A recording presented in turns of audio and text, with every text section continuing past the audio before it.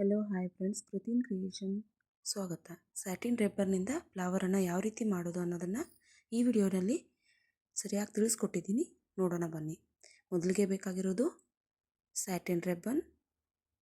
ನಮಗೆ ಯಾವ ಕಲರ್ ಬೇಕು ಆ ಕಲರನ್ನು ನಾವು ಚೂಸ್ ಮಾಡ್ಕೋಬೋದು. ನಂತರ ಅಳತೆ ಪಟ್ಟಿ, ಸ್ಕೇಲ್, ನಂತರ ಗ್ಲೂಗನ್ ಮತ್ತು ಕಟರ್, ಹಾಗೂ ನಾನೇ ರೆಡಿ ಮಾಡಿಟ್ಕೊಂಡಿರುವಂಥ ಒಂದು ಸ್ಟೋನ್ ಪ್ಯಾಚಪ್ಪನ್ನು ತೆಗೆದಿಟ್ಕೊಂಡಿದ್ದೀನಿ. ಈಗ ಎರಡೂ ಸ್ಯಾಟಿನ್ ರಿಬ್ಬನನ್ನು ನಾನು ತೊಗೊಳ್ತಾ ಇದ್ದೀನಿ. ಈ ನಾನು ಮಾಡ್ತಿರುವಂತಹ ಫ್ಲವರ್ಗೆ ನನಗೆ ಸರಿಯಾಗಿ 12 ಇಂಚಷ್ಟು ಸ್ಯಾಟಿನ್ ರಿಬ್ಬನ್ ಬೇಕು. ಅಳತೆ ಪಟ್ಟಿಯಿಂದ ಅಥವಾ ಟೇಪ್ನಿಂದ ನೀವು ಸರಿಯಾಗಿ ಅಳತೆಯನ್ನು ಮಾಡ್ಕೊಳ್ಳಿ. 12 ಇಂಚಷ್ಟು ಸ್ಯಾಟಿನ್ ರಿಬ್ಬನನ್ನು ಕಟ್ ಮಾಡಿ ಇಟ್ಕೋಬೇಕು. 12 ಇಂಚಸ್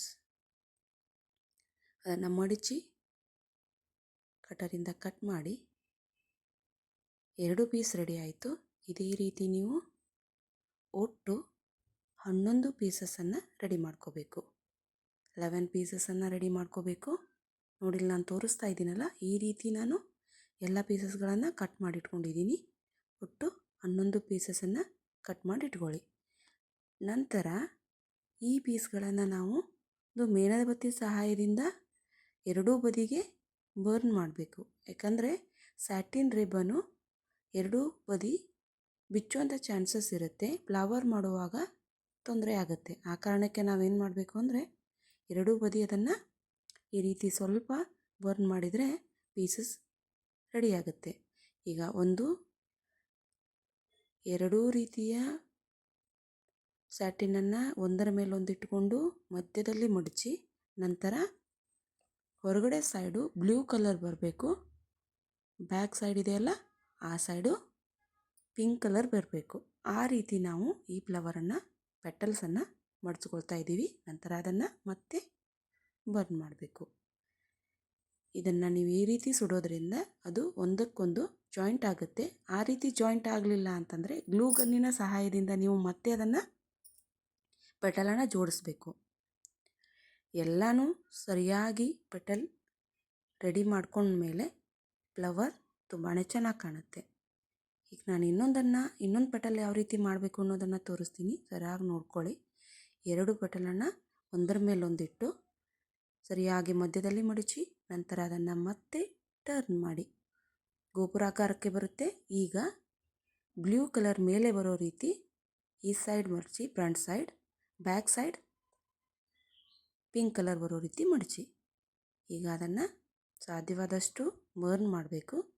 ಅದು ಎಲ್ಲ ಸರಿಯಾಗಿ ಪೆಟಲ್ ಹೊಂದಲ್ಲ. ಅದಕ್ಕೆ ನಾನು ಮತ್ತೆ ಗ್ಲೂಗನ್ನಿನ ಸಹಾಯದಿಂದ ಮತ್ತೆ ಅದನ್ನು ಸರಿಯಾಗಿ ಜೋಡಿಸ್ಕೊಳ್ತಾ ಇದ್ದೀನಿ. ಈ ರೀತಿ ಒಟ್ಟು 11 ಪೆಟಲ್ಗಳನ್ನು ನಾವು ರೆಡಿ ಮಾಡಿ ಇಟ್ಕೋಬೇಕು. ನೋಡಿ, ಪೆಟಲ್ ಎಷ್ಟು ಚೆನ್ನಾಗಿ ಕಾಣ್ತಾ ಇದೆ. ಫ್ಲವರ್ ಕೂಡ ತುಂಬಾ ಚೆನ್ನಾಗಿ ಕಾಣ್ತಾ ಇದೆ. ಒಟ್ಟು 11 ಪೆಟಲ್ಸ್ ರೆಡಿಯಾಗಿದೆ. ರೆಡಿಯಾಗಿರೋ ಪೆಟಲ್ನ ನಾವು ಮಧ್ಯಭಾಗದಲ್ಲಿ ಗ್ಲೂಗನನ್ನು ಹಾಕಿ ಒಂದರೊಳಗೆ ಒಂದನ್ನು ಈ ರೀತಿ ಜಾಯಿಂಟ್ ಮಾಡ್ತಾ ಬರಬೇಕು. ನೋಡಿ, ಸರಿಯಾದ ರೀತಿ ಒಂದರೊಳಗೆ ಒಂದು ಜಾಯಿಂಟ್ ಆಗೋ ಥರ ನಾವು ಗ್ಲೂಗನ್ನಿನ ಸಹಾಯದಿಂದ ಸರಿಯಾಗಿ ಸ್ಟಿಕ್ ಮಾಡ್ತಾ ಬಂದರೆ ಒಂದು ರೌಂಡ್ ಶೇಪ್ ಫ್ಲವರ್ ಬರುತ್ತೆ. ನೋಡಿ, ಈ ರೀತಿ ನಾವೇನು ಮಾಡಬೇಕು, ಒಂದರೊಳಗೆ ಒಂದು ಜಾಯಿಂಟ್ ಮಾಡ್ತಾ ಬರಬೇಕು. ಈ ಫ್ಲವರ್ ತುಂಬಾ ಚೆನ್ನಾಗಿದೆ. ಲೇಡೀಸ್ ಯಾವ ರೀತಿ ಯೂಸ್ ಮಾಡ್ಬೋದು ಅಂದರೆ, ಹೆಣ್ಮಕ್ಕಳ ಅಂಗಿಗಳಿರ್ತಲ್ಲ, ಫ್ರಾಕ್ಸು, ಅವುಗಳಿಗೆ ಹಿಂದೊಂದು ಪಿನ್ನನ್ನು ಹಾಕಿ ಇದನ್ನು ನಾವು ಆ ಫ್ರಾಕ್ಸ್ಗಳಿಗೆ ಡೆಕೋರೇಟ್ ಆಗಿ ಯೂಸ್ ಮಾಡ್ಬೋದು. ಮತ್ತು ಹೇರ್ ಬ್ಯಾಂಡ್ ಮಾಡ್ಬೋದು. ತುಂಬಾ ರೀತಿ ಈ ಫ್ಲವರ್ಸ್ ಯೂಸ್ ಆಗುತ್ತೆ.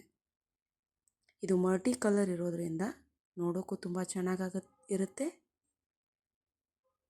ಫ್ರಾಕ್ಸ್ ಕೂಡ ಜಾಯಿಂಟ್ ಮಾಡ್ಬೋದು. ನೋಡಿ, ಈ ರೀತಿ ಲಾಸ್ಟ್ ಒಂದನ್ನು ಜೋಡಿಸಿದ್ದೀನಿ ನಾನು. ಲಾಸ್ಟ್ ಪೆಟಲನ್ನು ಈ ರೀತಿ ಒಂದರೊಳಗಡೆ ಒಂದು ಜಾಯಿಂಟ್ ಮಾಡಿದ ಕೂಡಲೇ ಈ ರೀತಿ ಫ್ಲವರ್ ರೆಡಿಯಾಗುತ್ತೆ.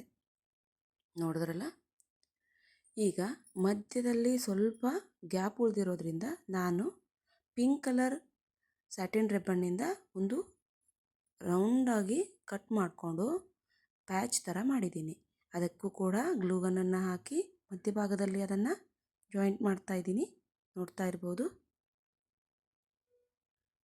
ಈ ರೀತಿ ಅದನ್ನು ಅಲ್ಲಿ ಸ್ಟಿಕ್ ಮಾಡಿದೆ. ಸ್ಟಿಕ್ ಮಾಡಿ ಅದರಲ್ಲಿ ನಾನೇ ರೆಡಿ ಮಾಡಿ ಇಟ್ಕೊಂಡಿರುವಂತಹ ಇನ್ನೊಂದು ಪ್ಯಾಚ್ ಇದೆ. ಅದನ್ನು ಮುಂದಿನ ವಿಡಿಯೋಗಳಲ್ಲಿ ನಿಮಗೆ ಯಾವ ರೀತಿ ಮಾಡಬೇಕು ಅನ್ನೋದನ್ನು ಕೂಡ ನಾನು ತಿಳಿಸ್ಕೊಡ್ತೀನಿ. ಯಾರು ನನ್ನ ಚಾನಲನ್ನು ನೋಡ್ತಿದ್ಲವೋ ಅವರೆಲ್ಲೂ ನೋಡಿದವರು ಸಬ್ಸ್ಕ್ರೈಬ್ ಮಾಡಿ, ಲೈಕ್ ಮಾಡಿ, ಶೇರ್ ಮಾಡಿ, ಹೇಗಿದೆ ವಿಡಿಯೋ ಅನ್ನೋದನ್ನು ಕಮೆಂಟ್ ಮಾಡಿ. ನಿಮ್ಮ ಪ್ರೋತ್ಸಾಹ ನನಗೆ ಸದಾ ಬೇಕು. ಈ ರೀತಿ ಪ್ಯಾಚಸನ್ನು ನಾನೇ ರೆಡಿ ಮಾಡಿಟ್ಕೊಂಡಿದ್ದೀನಿ. ನೆಕ್ಸ್ಟ್ ವಿಡಿಯೋನಲ್ಲಿ ಯಾವ ರೀತಿ ಈ ಪ್ಯಾಚನ್ನು ಮಾಡಬೇಕು ಅನ್ನೋದನ್ನು ತಿಳಿಸ್ಕೊಡ್ತೀನಿ. ನೋಡಿ, ಈ ರೀತಿ ಮಧ್ಯದಲ್ಲಿ ಅದನ್ನು ಆ ಪ್ಯಾಚನ್ನು ಸ್ಟಿಕ್ ಮಾಡೋದ್ರಿಂದ ನಿಮಗೆ ಯಾವ ಕಲರ್ ಇಷ್ಟನೋ ಆ ಕಲರ್ನ ನೀವು ಚೂಸ್ ಮಾಡ್ಬೋದು. ನೋಡಿ, 2 ಫ್ಲವರನ್ನು ನಾನು ಮಾಡಿ ನಿಮಗೆ ತೋರಿಸ್ತಾ ಇದ್ದೀನಿ.